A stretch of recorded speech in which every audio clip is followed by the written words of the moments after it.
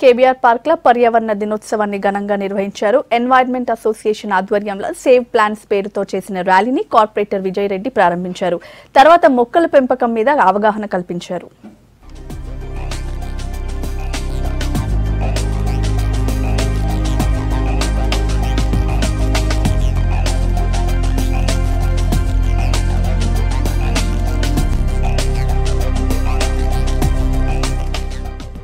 ఒక మాతృమూర్తి లాంటిది. మనం మన లైఫ్ స్టైల్లోకి అలవాటు పడి దీని నుంచి దూరం వెళ్తూ ఉన్నాం.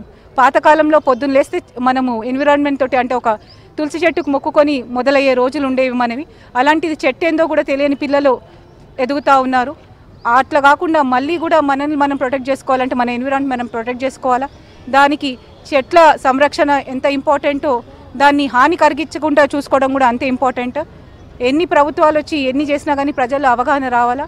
మనం ప్రకృతికి ఏది ఇస్తుందో ప్రకృతి కూడా మనకు అదే రిటర్న్ ఇస్తుంది. కాబట్టి అవన్నీ కూడా మనం గమనించుకొని మనం ఈ విపత్కరమైన ఎన్విరాన్మెంట్ నుంచి ఈ విపత్కరమైన ఈ వెదర్ నుంచి తప్పించుకోవాలంటే రేపు భావి భవిష్యత్తు పిల్లలకు కూడా నేర్పించాలా. ఒక చెట్టుని నాటడమో లేకపోతే ఎన్విరాన్మెంట్ని హాని కలిగించకుండా మన జీవిత శైలి ఎలాగా ఉండాలన్నది.